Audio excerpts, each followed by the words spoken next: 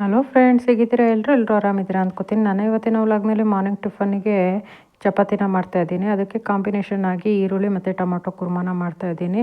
ಹಾಗೆಯೇ ಇವಾಗಂತೂ ತುಂಬ ಮಳೆ ಆಗ್ತಿದೆಯಲ್ವ, ಸೊ ಈ ಚಳಿಗೆ ಬಿಸಿ ಬಿಸಿಯಾಗಿ ನುಗ್ಗೆಕಾಯಿದು ಸೂಪ್ನ ಮಾಡ್ತಾಯಿದ್ದೀನಿ. ಸೊ ಇವೆರಡು ರೆಸಿಪಿ ಏನು ಅನ್ನೋದನ್ನು ಇವತ್ತು ನಿಮ್ಮ ಜೊತೆ ಶೇರ್ ಮಾಡ್ತೀನಿ. ಅದಕ್ಕಿಂತ ಮುಂಚೆ ಯಾರು ನನ್ನ ವ್ಲಾಗ್ನ ಫಸ್ಟ್ ಟೈಮ್ ನೋಡ್ತಿದ್ರೆ ವಿಡಿಯೋನ ಲೈಕ್ ಮಾಡಿ ಮತ್ತು ಸಬ್ಸ್ಕ್ರೈಬ್ ಮಾಡಿ ಅಂತ ಹೇಳ್ತಾ ನಾನು ಇವತ್ತಿನ ವ್ಲಾಗ್ನ ಶುರು ಮಾಡ್ತಾಯಿದ್ದೀನಿ. ಸೊ ವೆಲ್ಕಮ್ ಟು ಸ್ವೀಕೃತಿ. ಒಂದೊಂದು ಸಲ ಮನೇಲಿ ತರಕಾರಿ ಏನೂ ಇಲ್ಲ ಅಂತಂದಾಗ ರೊಟ್ಟಿಗೆ ಆಗಲಿ, ಚಪಾತಿಗೆ ಆಗಲಿ, ದೋಸೆಗೆ ಆಗಲಿ ಏನು ಕಾಂಬಿನೇಷನ್ ಮಾಡೋದು ಅಂತ ಅನ್ನಿಸ್ತಿರುತ್ತೆ. ನಾನಿಲ್ಲಿ ಒಂದು ಅರ್ಧದಷ್ಟು ಟೊಮೊಟೊ, ಹಾಗೆಯೇ ಒಂದೆರಡು ಚಕ್ಕೆ, ಹಾಗೆಯೇ ಒಂದೆರಡು ಲವಂಗ, ಹಾಗೆಯೇ ಸ್ವಲ್ಪ ಪುದೀನನ ಹಾಕಿ ಅದ್ರ ಜೊತೆಗೆ ಮೊಸರನ್ನ ಹಾಕ್ಕೊಂಡು ಮಿಕ್ಸಿ ಮಾಡಿ ಇಟ್ಕೊತಾ ಇದ್ದೀನಿ. ಆನಂತರ ಬಾಣಲೆಗೆ ಸ್ವಲ್ಪ ಎಣ್ಣೆನ ಹಾಕಿ ಸಾಸಿವೆ, ಜೀರಿಗೆ, ಹಾಗೆ ಈರುಳ್ಳಿ, ಕರಿಬೇವು ಇದನ್ನೆಲ್ಲ ಹಾಕಿ ಅದು ಫ್ರೈ ಆದಮೇಲೆ ಒಂದು ಸ್ಪೂನಷ್ಟು ಶುಂಠಿ ಬೆಳ್ಳುಳ್ಳಿ ಪೇಸ್ಟು, ಸೊ ಇದೆಲ್ಲ ಹಸಿ ವಾಸನೆ ಹೋಗೋ ತನಕ ಸ್ವಲ್ಪ ಫ್ರೈ ಮಾಡ್ಕೊಂಡ್ಮೇಲೆ ಮಿಕ್ಸಿ ಮಾಡಿರೋ ಅಂಥದ್ದು, ಹಾಗೆಯೇ ಖಾರಕ್ಕೆ ಎಷ್ಟು ಬೇಕೋ ಅಷ್ಟು ಖಾರದ ಪುಡಿ, ರುಚಿಗೆ ಎಷ್ಟು ಬೇಕೋ ಅಷ್ಟು ಸಾಂಬಾರು ಪೌಡರು, ಉಪ್ಪು ಇದನ್ನೆಲ್ಲ ಹಾಕಿ ಒಂದು 5ರಿಂದ 10 ನಿಮಿಷದಷ್ಟು ಕುದಿಸ್ಕೊಂಡು ಹಸಿ ವಾಸನೆ ಎಲ್ಲ ಹೋಗೋ ತನಕ. ಆನಂತರ ಅರ್ಧ ಪಾಕ ಅಷ್ಟೇ ಮಿಕ್ಸಿ ಮಾಡ್ಕೊಂಡಿದ್ದು ಟೊಮೊಟೊನ, ಇನ್ನು ಅರ್ಧ ಪಾಕನ ಸ್ವಲ್ಪ ದಪ್ಪ ದಪ್ಪನಾಗಿ ಕ್ಯೂಬ್ಸ್ ಥರ ಕಟ್ ಮಾಡಿ ಇಟ್ಕೊಂಡಿದ್ದೆ. ಹಾಗೆಯೇ ಒಂದು ಈರುಳ್ಳಿನೂ ಅಷ್ಟೇ ದಪ್ಪ ದಪ್ಪನಾಗಿ ಸ್ವಲ್ಪ ಕ್ಯೂಬ್ಸ್ ಥರ ಹಿಂಗೆ ಕಟ್ ಮಾಡಿ ಇಟ್ಕೊಂಡಿದ್ದೆ. ಸೊ ಇದನ್ನೆಲ್ಲ ಹಾಕ್ಬಿಟ್ಟು ಪ್ಲೇಟ್ನ ಮುಚ್ಚಿ ಒಂದು 10 ನಿಮಿಷ ಕುದಿಸ್ಕೊಂಡ್ರೆ ಸೂಪರಾಗಿರುವಂಥ ಟೊಮೊಟೊ ಕುರ್ಮ ರೆಡಿ ಆಗುತ್ತೆ. ಜಸ್ಟ್ ಒಬ್ಬರಿಗೆ ಇಬ್ಬರಿಗೆ ಸಿಂಪಲಾಗಿ ಮಾಡ್ಕೋಬೇಕು ಅಂದರೆ ಇಷ್ಟು ಇಂಗ್ರೀಡಿಯೆಂಟ್ಸ್ ಹಾಕ್ಬಿಟ್ಟು ಮಾಡ್ಕೋಬೋದು. ತುಂಬಾ ಈಸಿಯಾಗಿ ಮಾಡ್ಕೊಳ್ಳೋ ಅಂಥದ್ದು. ಟೇಸ್ಟ್ ಅಂತೂ ತುಂಬಾ ಚೆನ್ನಾಗಿರುತ್ತೆ. ಆನಂತರ ಇದೆಲ್ಲ ಕುದ್ದಾದಮೇಲೆ ಒಂದು ಸ್ವಲ್ಪ ಕಸೂರಿ ಮೆಥಿನ ಹಾಕ್ಬಿಟ್ಟು ಒಂದೆರಡು ನಿಮಿಷ ನೀಟಾಗಿ ಎಲ್ಲ ಮಿಕ್ಸ್ ಮಾಡಿ ಸ್ಟವ್ ಆಫ್ ಮಾಡಿದ್ರೆ ಚಪಾತಿ ಜೊತೆಗೆ, ದೋಸೆ ಜೊತೆಗೆ, ಪೂರಿ ಜೊತೆಗೆ ಸೂಪರ್ ಕಾಂಬಿನೇಷನ್ ಆಗಿರುವಂಥ ಟೊಮೊಟೊ ಕುರ್ಮ ರೆಡಿ ಆಗುತ್ತೆ. ತುಂಬಾ ಈಸಿಯಾಗಿ ಮಾಡ್ಕೊಳ್ಳೋ ಅಂಥದ್ದು. ಒಬ್ರಿಬ್ಬರಿಗೆಲ್ಲ 5-10 ನಿಮಿಷದಲ್ಲಿ ರೆಡಿ ಆಗೋ ಅಂಥದ್ದು. ಸೊ ಎಲ್ಲರೂ ಒಂದ್ಸಲ ಟ್ರೈ ಮಾಡಿ ಅಂತ ಹೇಳ್ತಾ, ತರಕಾರಿ ಎಲ್ಲ ಖಾಲಿ ಆಗಿತ್ತು ಅಂದ್ಬಿಟ್ಟು ತರಕಾರಿನ ತರಿಸ್ಕೊಂಡೆ. ಇವಾಗಂತೂ ತರಕಾರಿ ರೇಟೆಲ್ಲ ಫುಲ್ ಡೌನ್ ಆಗಿದೆ. ತುಂಬ ಕಡಿಮೆ ರೇಟಿಗೆ ತರಕಾರಿ ಎಲ್ಲ ಸಿಗುತ್ತೆ. ಆದ್ರೂ ಈ ಸೊಪ್ಪಿಗೆ 10 ರೂಪಾಯಿ ಕಟ್ಟಂತೆ. ಬಟ್ ನಾಟ್ ಬ್ಯಾಡ್ ಅನ್ಬೋದು. ಸೊಪ್ಪೆಲ್ಲ ತುಂಬಾ ಚೆನ್ನಾಗಿತ್ತು. ಹಾಗೆಯೇ ಡಬಲ್ ಬೀನ್ಸ್ ಕಾಳನ್ನ ತಂದಿದ್ರು. ಸೊ ಸೀಸನಲ್ಲಿ ಮಾತ್ರ ಸಿಗುತ್ತೆ ಈ ಡಬಲ್ ಬೀನ್ಸ್ ಕಾಳು. ಹಾಗೆಯೇ ನುಗ್ಗೆಕಾಯಿ ತಂದಿದ್ರು. ಸೊ ನುಗ್ಗೆಕಾಯ್ದು ಸಾಂಬಾರೆಲ್ಲ ಮಾಡೋದು ಕಾಮನ್ ಅಲ್ವಾ. ಬಟ್ ಇವತ್ತು ನುಗ್ಗೆಕಾಯ್ದು ಸೂಪ್ನ ಮಾಡೋಣ ಅಂದ್ಕೊಂಡೆ. ಇವಾಗಂತೂ ಚಿಕ್ಕಮಂಗ್ಳೂರಲ್ಲಿ ಸ್ವಲ್ಪ ಮಳೆ ಇದೆ, ಹಾಗೆಯೇ ತುಂಬ ಚಳಿ ಅನಿಸುತ್ತೆ. ಸೊ ಹಾಗಾಗಿ ಚಳಿಗೆ ಈ ಸೂಪ್ ಇದ್ದರೆ ತುಂಬಾ ಚೆನ್ನಾಗಿರುತ್ತೆ ಅಂದ್ಕೊಂಡು ಸಂಜೆ ಟೈಮಲ್ಲಿ ಸೂಪ್ನ ಮಾಡೋಣ ಅಂದ್ಕೊಂಡೆ. ಮೊದಲಿಗೆ ನುಗ್ಗೆಕಾಯಿನ ಚಿಕ್ಕ ಚಿಕ್ಕದಾಗಿ ಕಟ್ ಮಾಡ್ಕೋಬೇಕು. ಮಾಮೂಲಿಯಾಗಿ ಸಾಂಬಾರಿಗೆ ಯಾವ ರೀತಿ ಕಟ್ ಮಾಡ್ಕೋತೀವಿ ಅದೇ ರೀತಿ ಕಟ್ ಮಾಡ್ಕೋಬೇಕು.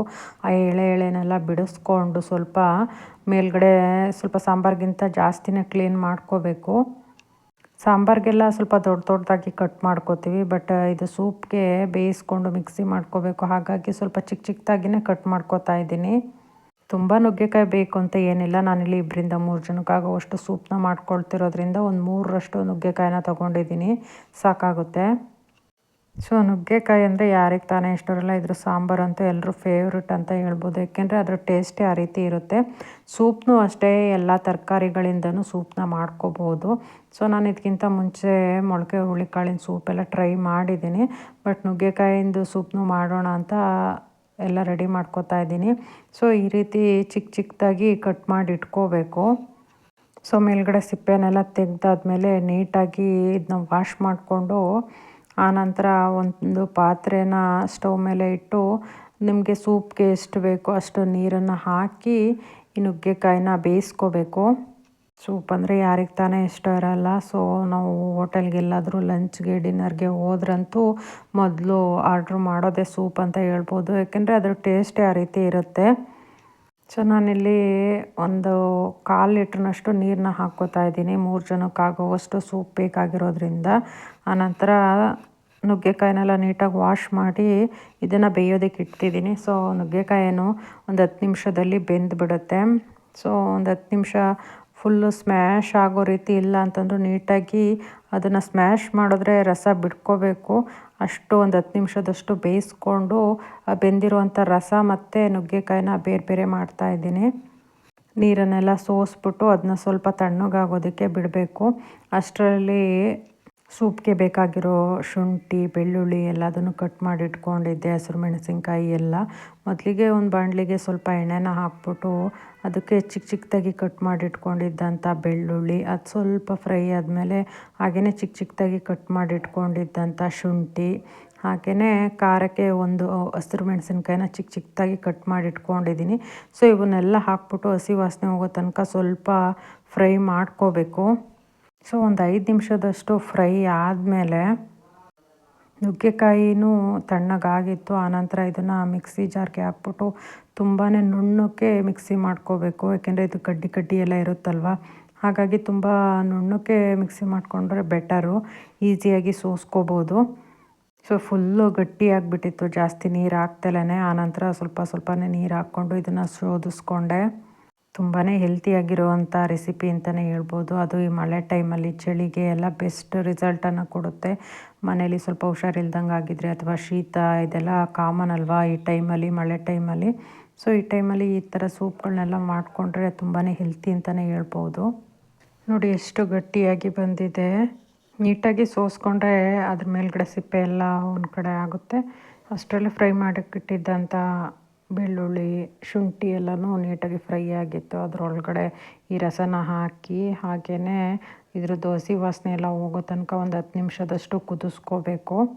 ಹಾಗೆಯೇ ಇದಕ್ಕೆ ರುಚಿಗೆ ಎಷ್ಟು ಬೇಕೋ ಅಷ್ಟು ಉಪ್ಪು, ಹಾಗೆಯೇ ಸೂಪ್ನ ಮೇನ್ ಇಂಗ್ರೀಡಿಯೆಂಟ್ಸ್ ಅಂತಂದರೆ ಪೆಪ್ಪರ್ ಪೌಡರು. ಸೊ ಸ್ವಲ್ಪ ಪೆಪ್ಪರ್ ಪೌಡರು, ಹಾಗೆಯೇ ಒಂದು ಚಿಟಿಕೆಯಷ್ಟು ಅರಿಶಿಣ ಎಷ್ಟನ್ನೆಲ್ಲ ಹಾಕಿ ಕುದಿಸ್ಕೋಬೇಕು. ಇದ್ರ ಜೊತೆಗೆ ನುಗ್ಗೆಕಾಯಿನ ಬೇಯಿಸಿ ಬಸ್ತಿದ್ದಂಥ ರಸ ಇರುತ್ತಲ್ವ, ಸೊ ಆ ರಸನೂ ಹಾಕ್ಕೋಬೇಕು. ಸೊ ನಮಗೆ ಸೂಪು ಯಾವ ಪ್ರಮಾಣದಲ್ಲಿ ಬೇಕೋ ಅಷ್ಟು ಸೂಪನ್ನ ಮಾಡ್ಕೋಬೋದು. ತುಂಬಾ ಹೆಲ್ದಿ ಹಾಗೆಯೇ ಟೇಸ್ಟಿಯಾಗಿರುವಂಥ ಸೂಪ್ ಅಂತಲೇ ಹೇಳ್ಬೋದು. ಈ ಚಳಿ ಮಳೆಗಾಲದ ಟೈಮಲ್ಲಿ ಈ ಥರ ಸೂಪ್ಗಳು ತುಂಬಾ ಬೆಟರು, ಹಾಗೆಯೇ ಹೆಲ್ತಿನೂ ಆಗಿರುತ್ತೆ. ಸೊ ಶೀತ ಆಗಿದ್ದರೆ, ಕೆಮ್ಮು ಜ್ವರ ಈ ಥರದ್ದೆಲ್ಲ ಇದ್ದರೆ ಗಂಟ್ಲಿಗೂ ಹಿತ ಅನಿಸುತ್ತೆ, ಆರೋಗ್ಯಕ್ಕೂ ತುಂಬಾ ಒಳ್ಳೆಯದು. ಸೊ ಒಂದು 10 ನಿಮಿಷದಷ್ಟು ಕುದಿಸ್ಕೊಂಡಾದಮೇಲೆ ಇದ್ರ ಮೇಲ್ಗಡೆ ಸ್ವಲ್ಪ ಕೊತ್ತಂಬರಿನ ಕಟ್ ಮಾಡಿ ಹಾಕ್ತಾಯಿದ್ದೀನಿ. ಆನಂತರ ಸ್ಟವ್ನ ಆಫ್ ಮಾಡಿ ಸ್ವಲ್ಪ ನಿಂಬೆ ರಸನ ಹಿಂಡಿದ್ರೆ ಸೂಪರಾಗಿರುವಂಥ ಸೂಪು ರೆಡಿ ಆಯಿತು. ಇದಕ್ಕೆ ಬೇಕಾದರೆ ಡ್ರೈ ಬ್ರೆಡ್ ಕ್ರಮ್ಸ್ನ ಹಾಕ್ಕೊಂಡ್ರೆ ಸೂಪರಾಗಿರುವಂಥ ಟೇಸ್ಟ್ ಅಂತಲೇ ಹೇಳ್ಬೋದು. ಸೊ ಖಂಡಿತವಾಗಿಯೂ ಎಲ್ಲರೂ ಒಂದು ಸಲ ಈಸಿಯಾಗಿ ಟ್ರೈ ಮಾಡಿ ಅಂತ ಹೇಳ್ತಾ, ಎಲ್ಲರೂ ಮನೇಲೂ ಸಾಂಬಾರ್ಗೆ ಅಂದ್ಬಿಟ್ಟು ನುಗ್ಗೆಕಾಯಿನ ತರಿಸಿರ್ತಾರೆ. ಸೊ ಡಿಫ್ರೆಂಟ್ ಟೇಸ್ಟಾಗಿರುತ್ತೆ ಈ ನುಗ್ಗೆಕಾಯಿಂದು ಸೂಪು. ಸೊ ಖಂಡಿತವಾಗಿಯೂ ಎಲ್ಲರೂ ಒಂದು ಸಲ ಟ್ರೈ ಮಾಡಿ ಅಂತ ಹೇಳ್ತಾ, ನನ್ನ ಇವತ್ತಿನ ವ್ಲಾಗ್ ನಿಮಗೆ ಇಷ್ಟ ಆಗಿದ್ದರೆ ವಿಡಿಯೋನ ಲೈಕ್ ಮಾಡಿ ಮತ್ತು ಸಬ್ಸ್ಕ್ರೈಬ್ ಮಾಡಿ ಅಂತ ಹೇಳ್ತಾ ನನ್ನ ಇವತ್ತಿನ ವ್ಲಾಗ್ನ ಮುಗಿಸ್ತಾ ಇದ್ದೀನಿ. Thank you for watching.